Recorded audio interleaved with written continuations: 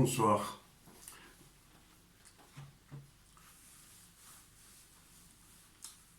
Je vous salue au nom de notre Sauveur, Jésus-Christ. Je vous dis notre Sauveur, car c'est lui qui nous a rachetés de la mort. Il nous a rachetés aussi de la loi. Pour ça, ce soir, je vous dis que je suis content et heureux d'être encore une fois parmi vous. Je suis heureux de pouvoir vous apporter ce soir un nouveau message de la parole de Dieu, de la grâce de notre Seigneur Jésus-Christ. Ce soir, je vous apporte beaucoup de révélations.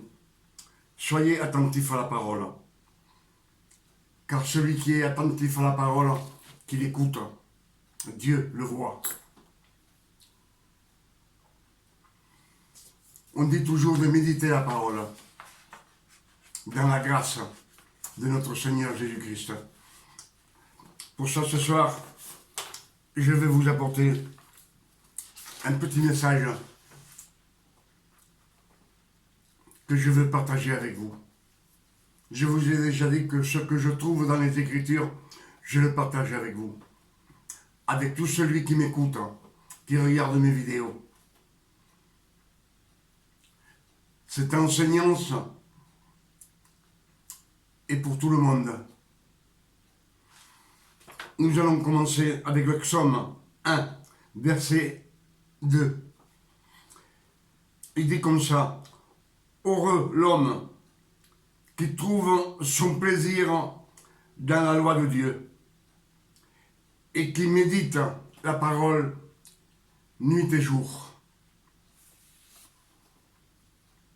Heureux l'homme qui médite la parole de Dieu, qui la médite nuit et jour, en tout temps.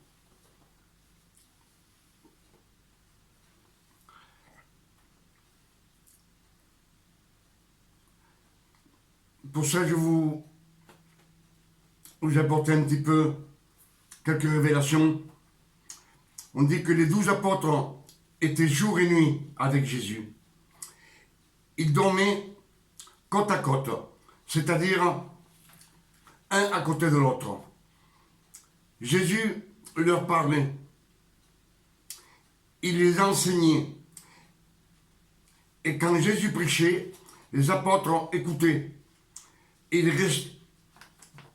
restèrent 3 ans et demi avec Jésus, qui prêchait la loi, car Jésus prêchait la loi, car Jésus est venu pour accomplir la loi. Mais les apôtres apprenaient la loi, mais ils n'avaient pas le Saint-Esprit. Les 12 apôtres étaient avec Jésus, ils apprenaient la loi que Jésus prêchait. Des fois, il prêchait la grâce aussi. Mais les apôtres ne les comprenaient pas. C'est pour ça que je vous dis que les apôtres apprenaient la parole que Jésus prêchait. Mais eux, ils n'avaient pas le Saint-Esprit. Mais quand Jésus ressuscita après sa crucifixion, il leur laissa le Saint-Esprit. Et ils furent nés de nouveau. Après la résurrection de Christ, après sa crucifixion, quand il ressuscita au 3e jour,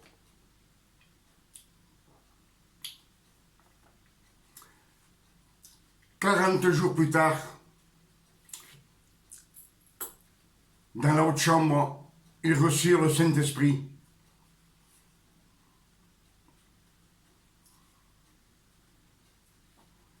C'est là qu'ils furent nés de nouveau. À ce moment, ils commencèrent à faire des miracles. C'est à ce moment qu'ils naquirent de nouveau. Ils commencèrent à faire des miracles.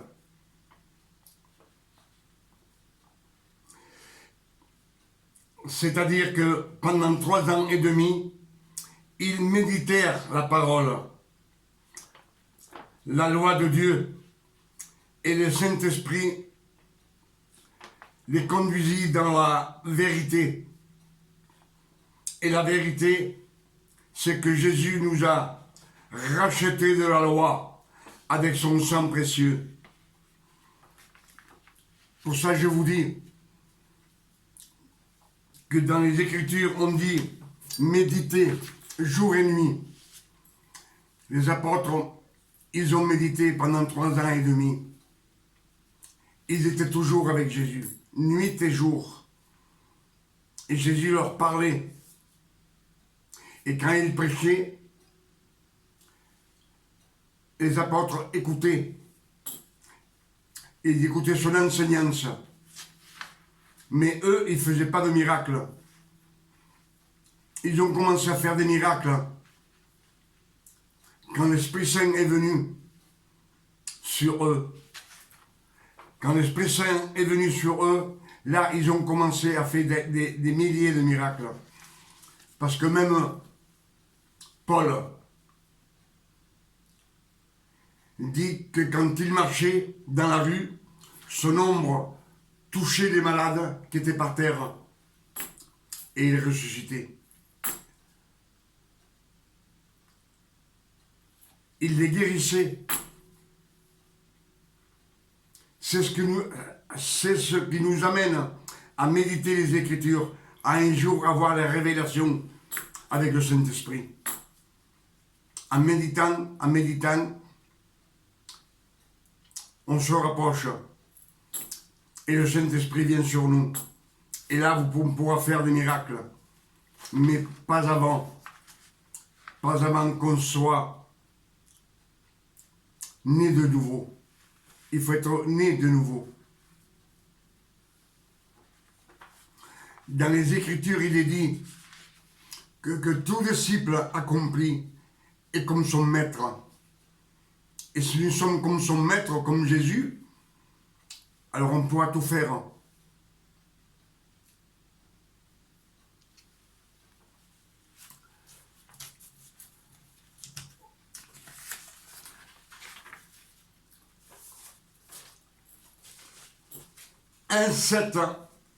Un Jean,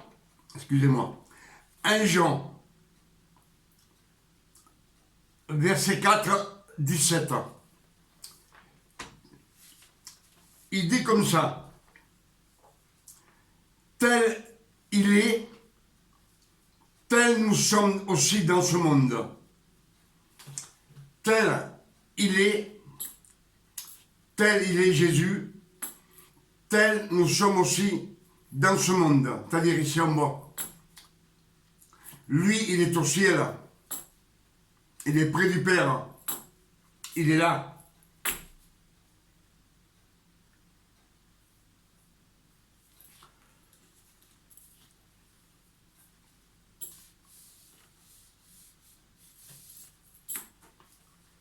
Tel il est, tel nous sommes aussi dans ce monde.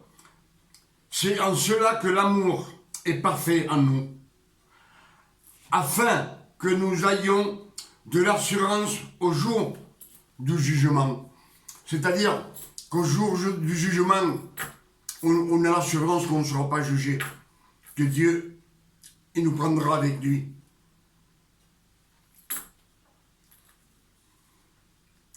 C'est ce qu'ils disent les Écritures. 1 Jean, verset 4, 17.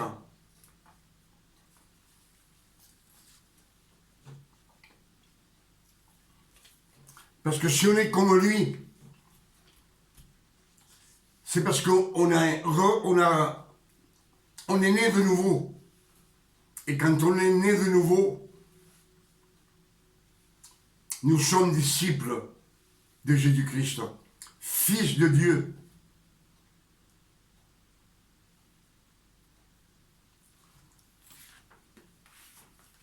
Nous allons lire un passage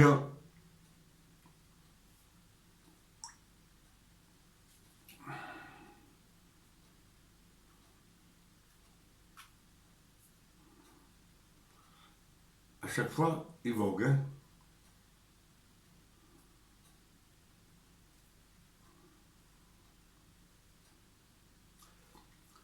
on va lire un passage dans un Juge 8, verset 18. On dit que les rois Sébache et Salmouna étaient des méchants rois et qui attaquèrent à Gédéon.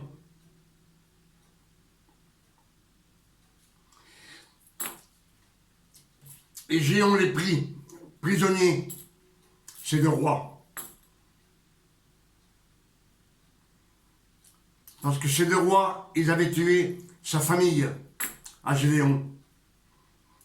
Et Gédéon leur demanda, il leur dit à Sébache et à Salmoun, comment étaient les hommes que vous avez tués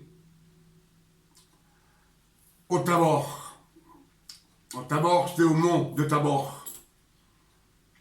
Comment étaient les hommes que vous avez tués au mont de Tabor? Ils répondirent, ils étaient comme toi. Chacun avait l'air d'un fils de roi.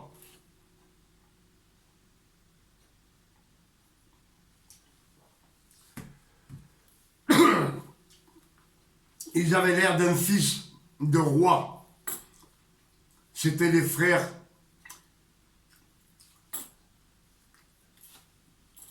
à Gédéon. Les frères de Gédéon avaient l'air, comme Gédéon, d'un roi.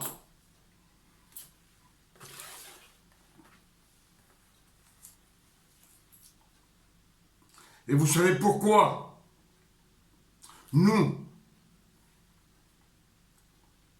ressemblons au Fils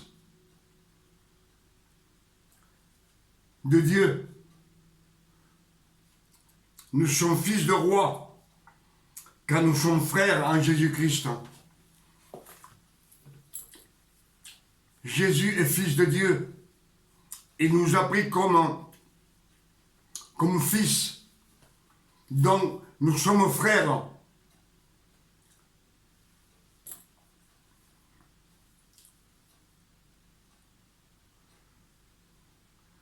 Nous sommes frères. Nous sommes des princes.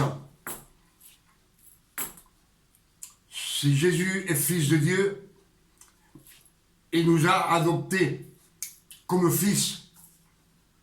Donc nous sommes frères en Jésus-Christ. Nous sommes des princes. Pour ça, ce que je vais vous dire, qu'un roi, on le voit. Un prince, on le voit. On le voit comment? À son comportement, à sa vie, à sa façon de s'habiller.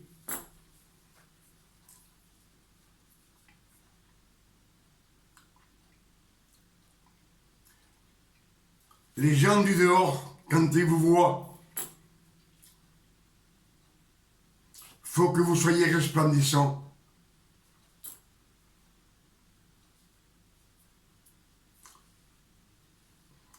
Pas comme ceux qui sont avec les jeans tout cassés, parce que quand on est fils de Dieu, on doit être propre. Jésus nous a lavé de tout péché. Notre âme est propre. Il a pardonné nos péchés. Il les a lavés. Nos péchés passés, présents et futurs. Tous les péchés qu'on peut faire. Christ nous a lavés avec son sang. Il nous a rachetés. S'il nous a rachetés de la loi, nous n'appartenons plus à la loi. Nous appartenons à celui qui a ressuscité de la mort, c'est-à-dire de Jésus-Christ.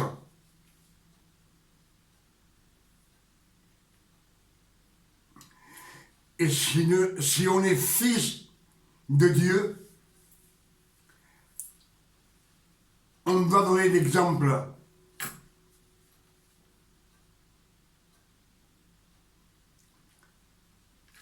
Parce que Christ, il nous a nettoyé l'âme. On n'a plus de péché. Mais dans l'Apocalypse, il dit qu'il y avait une multitude qu'on ne peut pas compter. Tous avec des robes blanches. Ils n'avaient pas une tache.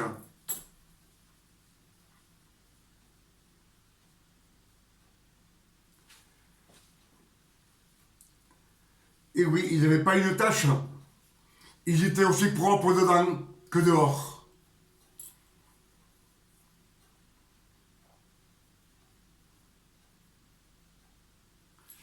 L'arche de l'Alliance. L'arche de l'Alliance qui représentait Jésus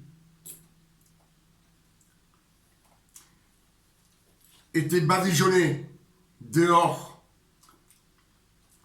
extérieur de l'or, intérieur de l'or. On le voyait, c'était Jésus-Christ.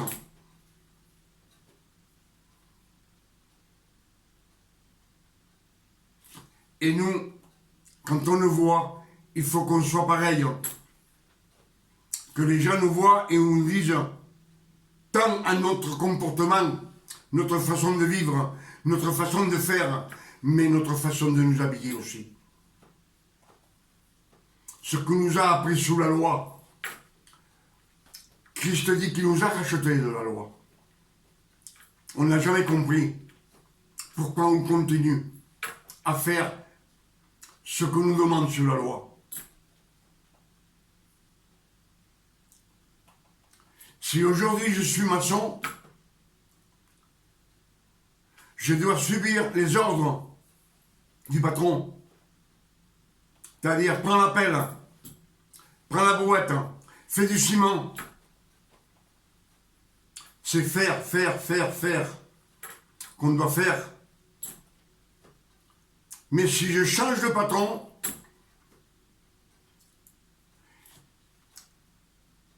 supposez que je sois boulanger. C'est fini la pelle, c'est fini le ciment. C'est fini, j'ai changé de patron. Si je suis boulanger, je dois prendre la farine. Changer, c'est fini. C'est fini le patron que j'avais avant, j'ai pas à écouter ses ordres. Maintenant, j'appartiens à un autre. C'est ce que je vais vous expliquer si vous pouvez bien me comprendre. Parce que la loi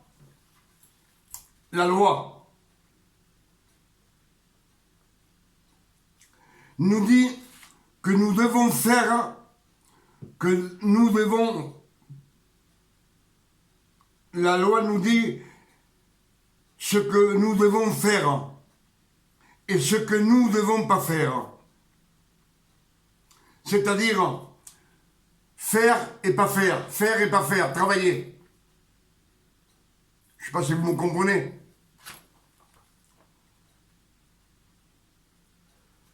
La loi nous dit que nous devons faire, que nous ne devons pas faire.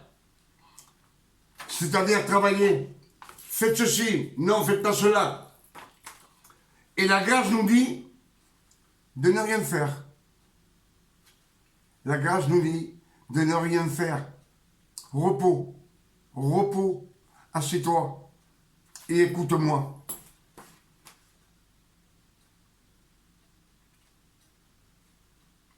C'est-à-dire de nous reposer et croire seulement. Croire seulement.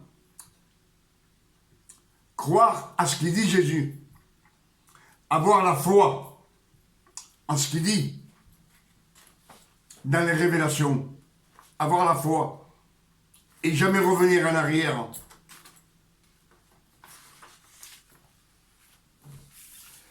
C'est ce que je voulais vous dire, je pense que j'ai été clair avec vous. Que la loi nous oblige toujours, mais non. La loi, nous n'appartenons plus à la loi. Christ nous a rachetés. S'il nous a rachetés de la loi, c'est que nous n'appartenons plus à la loi. Donc il ne faut plus faire ce qu'on faisait. plus de genoux, plus de jeûne, plus de pleurer pour avoir quelque chose. Et si nous sommes fils de Dieu sur la terre,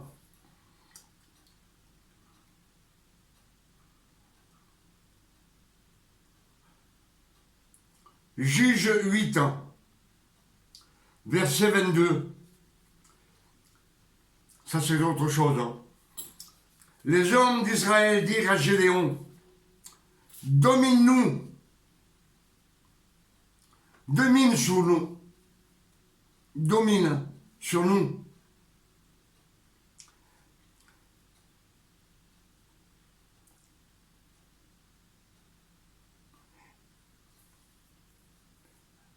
Ils veulent que Gédéon domine sur la tribu d'Israël. Il dit, domine sur nous. Que tes fils et les fils de tes fils nous dominent. Que celui qui nous domine, qui nous amène un chef.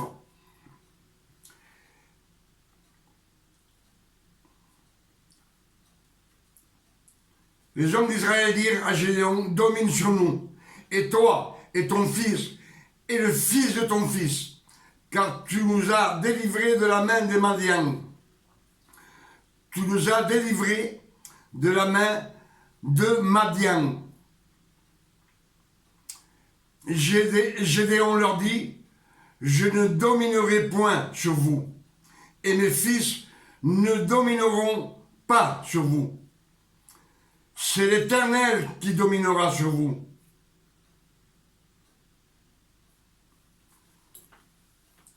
C'est l'Éternel qui dominera sur nous.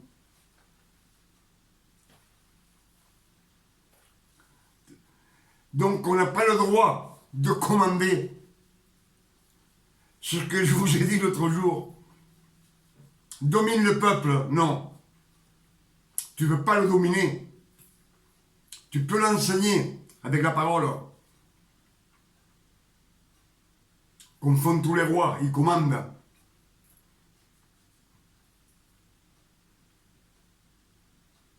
Dans la loi, les rois dominaient le peuple.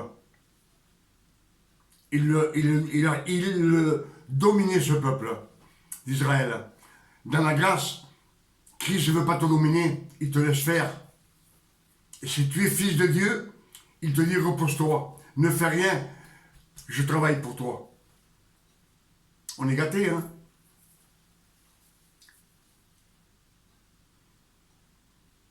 Mais nous n'avons pas le droit de dominer à quelqu'un. Dominer, c'est-à-dire de l'arrêter, de faire ci, de faire là. Tout ça, de faire ci, de faire là, ça vient sous la loi. Comme je vous dis toujours, les rituels, tout ce qui est religieux, c'est pas à la gloire de Jésus. C'était à la gloire du temps de Moïse, mais pas de... Il y a eu un temps où c'est fini, où Dieu envoyait son Fils. Quand le temps fut arrivé, Dieu envoya son Fils, né d'une femme, sous la loi. C'était pour qu'il accomplisse toute la loi et qu'il puisse racheter tous ceux qui étaient sous la loi. Et on a été rachetés. Nous, on a été rachetés parce que nous sommes des fils de Dieu.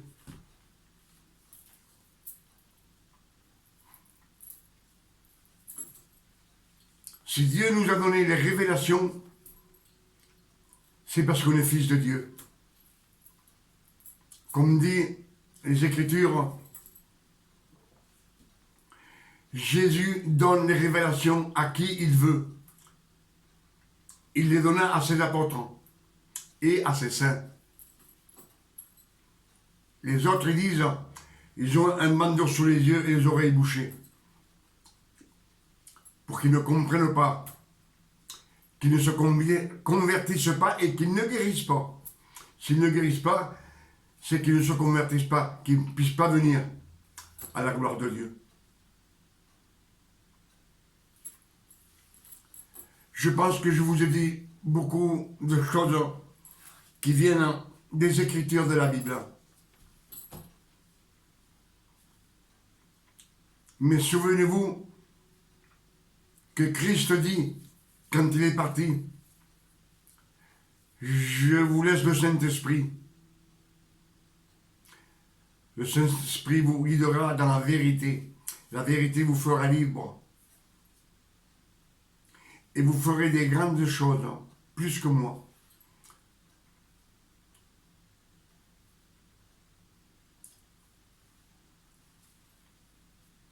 Dans d'autres passages, il dit que tout disciple accompli est comme son maître.